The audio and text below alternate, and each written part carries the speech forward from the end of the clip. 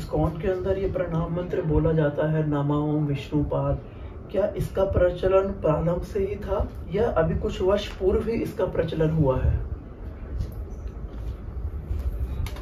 देखिए, गौड़िया वैष्णव संप्रदाय जो है वह 500 वर्ष से भी ज्यादा पुरानी है और ये सारी प्राचीन परंपराएं जो हैं अभी भी हैं, जो 500 वर्ष से चलती आ रही हैं। आप नवद्वीप जाओगे तो भी आपको मिलेंगे, आप जगन्नाथपुरी चले जाओ, आप वृंदावन चले जाओ, राधा कुंड चले जाओ, सारी परंपराएं आपको मिलेंगी जो प्राचीन साधु संत हैं। हमने स्वयं जाके देखा और हमने सबसे बात भी करी है। किसी भी गौड़िया वैष्णव परम संप्रदाय के किसी भी संत का कोई प्रणाम मंत्र नहीं होता है।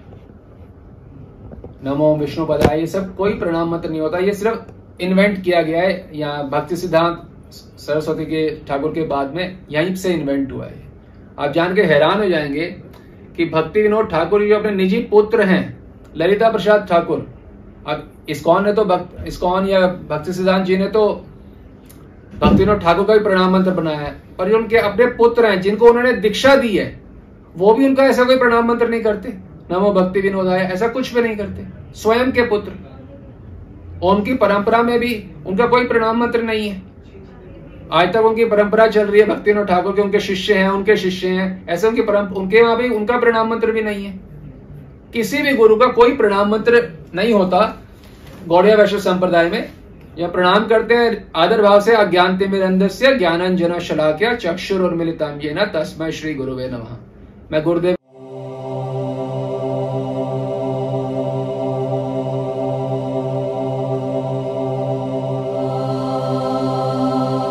को प्रणाम करता हूं जो मेरी अज्ञानता दूर करते हैं और मेरे बंद नेत्रों को खोलते हैं। ये भाव से प्रणाम किया जाता है गुरुदेव को, प्रणाम मंत्र नहीं होता कोई भी गुरुदेव का।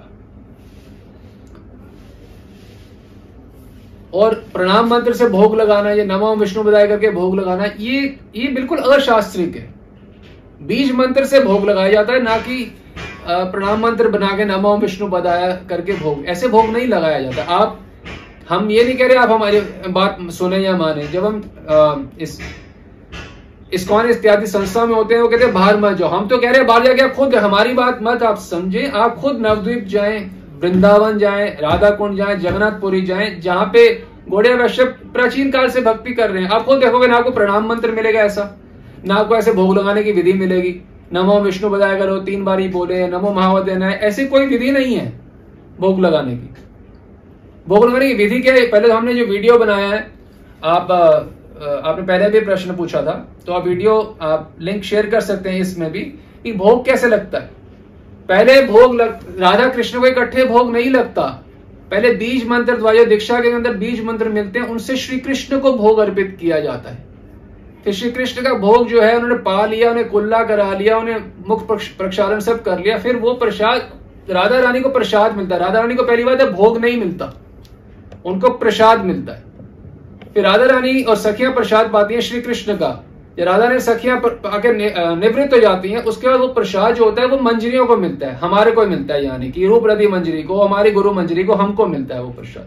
तो ये विधि है, नमो विष्णु पदाय, नमो महावदनाय, ये कोई विधि ही नहीं है भोग लगाने की। आप सोचें, आपने अपने जीवन अर्पण किया है, कम से कम प्रसाद की विधि तो जान लें, कम से कम ये तो जान लें कि हम हर समय प्रणाम कर रहे हैं ठाकुर जी को, विग्रह को, तभी हम नमो। क्या ऐसा कोई करता है? क्या गौड़िया वैष्णव संप्रदाय छोड़े किसी और संप्रदाय में भी क्या ऐसा होता है? कभी कोई देखे तो सही। वाई बिकम अ ब्लाइंड और अ फैनेटिक फॉलोअर? जाके देखें जो मैं कर रहा हूं, मैंने जहां अपना जीवन अर्पण किया, क्या वो वास्तव में विधान के अनुसार, सब आचार्यों के विधान के अनुसार है कि कपोल कल्पित है? पूरे गौड़िया वैष्णव समाज में चले जाओ, इस्कॉन को, गौड़िया मठ को छोड़ दो, जो गौड़िया मठ की संस्था है, कहीं पे भी प्रणाम मंत्र किसी का गुरु, कितने सिद्ध गुरु हैं, कितने सिद्ध गुरु हैं कि किसी का कोई प्रणाम मंत्र नहीं है। जगन्नाथ दास बाबा जी महाराज की समाधि है, नवद्वीप पे कोई भी जा सकता है, अब आज जाके देखो कहीं प्रणाम मंत्र लिखा है उनका कोई भी? क्या कोई भी उनकी समाधि में उनका कोई प्रणाम कोई है ही नहीं, तो कोई करेगा क्यों? अब बनाने को तो आप कुछ भी बना सकते हैं, ना कोई गोरक्षदास बाबा जी का प्रणाम मंत्र है, ना भक्ति विनोद ठाकुर का प्रणाम मंत्र है, ना किसी का कोई प्रणाम मंत्र नहीं। अगर प्रणाम मंत्री है तो भक्ति सिद्धांत सरस्वती ठाकुर के अनुयायियों से पूछना चाहिए, गौर किशोरदास बाबा जी कौन सा प्रणाम मंत्र करते थे अपने गुरु का? वो बताओ, गौर किशोरदास बाबा जी कौन सा प्रणाम मंत्र करते थे बताओ? और भक्ति विनोद ठाकुर कौन सा प्रणाम मंत्र करते थे? जगन्नाथ दास बाबा जी कौन सा प्रणाम मंत्र करते थे? वो भी तो प्रणाम मंत्र, वो भी लिख, तो वो बता दो कौन सा है फिर। अब इतनी रिस्पेक्ट दे रहे हो प्रणाम मंत्र करके, तो ये भी तो रिस्पेक्ट दिखाए। गौर किशोरदास बाबा जी जो भक्ति सिद्धांत जी के गुरु हैं, वो कौन सा प्रणाम मंत्र करते थे, ये तो वर्णन बताओ। हम उनके समाधि पे आपको जाके दिखा दें, कोई प्रणाम मंत्र नहीं होता किसी, कोई परम सिद्ध क्यों ना हो, गौड़िया वैष्णव संप्रदाय में या किसी भी संप्रदाय में कोई गुरु का प्रणाम मंत्र तो हमने कभी, इतने संतों से संप्रदाय में कोई प्रणाम मंत्र नहीं होता गुरु का, ये बिल्कुल कपोल कल्पित है। गौड़िया वैष्णव संप्रदाय में प्रारंभ से अर्थात पिछले 500-550 वर्षों में कभी भी किसी गुरु का कोई प्रणाम मंत्र नहीं हुआ। अज्ञानतिमिरन्धस्य ज्ञानंजन शलाकया चक्षुरुन्मीलितं येन तस्मै श्री गुरुवे नमः। इसी प्रणाम मंत्र द्वारा ही गुरुदेव को प्रणाम, उनसे प्रार्थना की जाती है।